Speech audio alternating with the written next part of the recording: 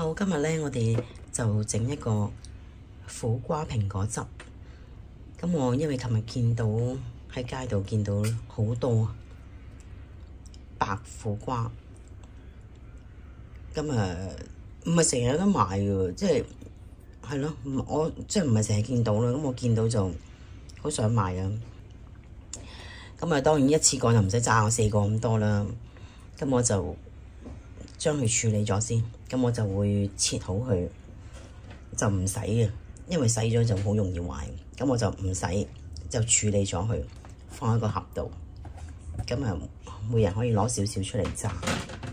好啦，我哋而家首先處理咗佢先。好，將佢處理咗個苦瓜先。咁唔好洗啊，因為洗咗咧就好容易壞嘅。咁我哋就切開佢一半啦。我整好紙先。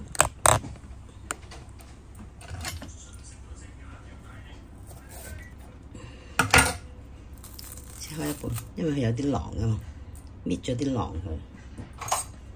我通常用個匙羹幫手挖咗啲囊去，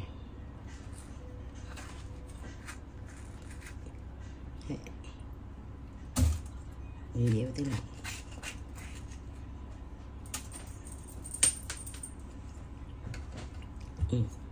另外一邊都係咁做。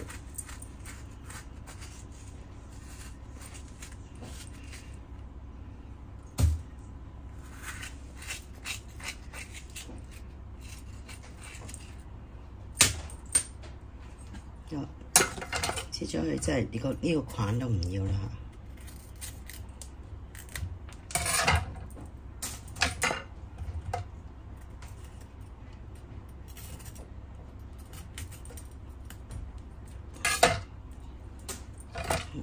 跟住隨意切得噶啦，即係總言之就可以擺咗落去嗰個攪拌機嗰度咯。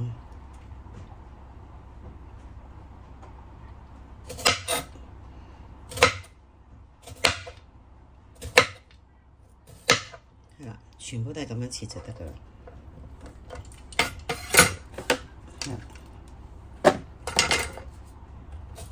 整好晒就翻嚟再講啦，好冇？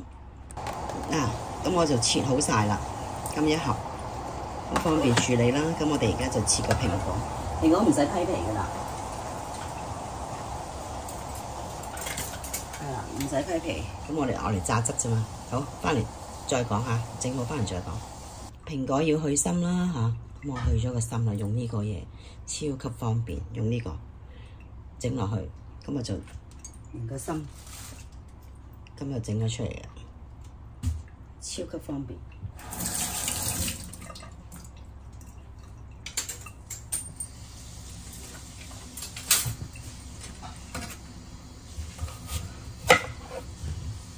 隨意切得噶啦。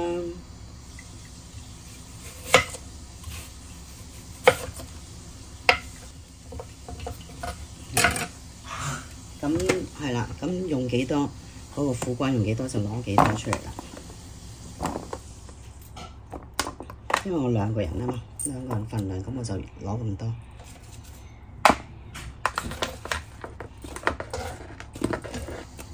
好，就係咁啦。咁你中意嗰個苦瓜味勁啲，你可以落多少少。咁我中意嘅。好，就係咁樣嘅份量，就拎去榨汁。呢個苦瓜咧，剩咗佢咧，就攞一張廚房紙冚住佢。因為你擺喺雪櫃咧，佢都會有水嘅，咁啊慎防佢有水啦。有水就換咗張紙佢，咁你就會襟大啲。咁跟住吸埋一蓋佢，跟住就擺喺雪櫃。係啦，咁樣跟住你就咁樣擺。我就通常咁樣一盒一盒嘅，咁樣擺好晒佢。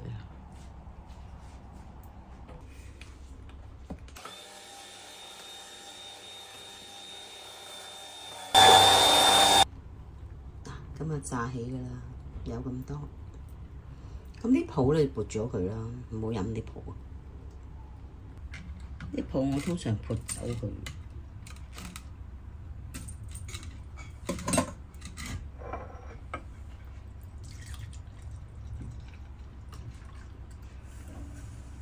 啱啱一大杯，咁就完成㗎啦。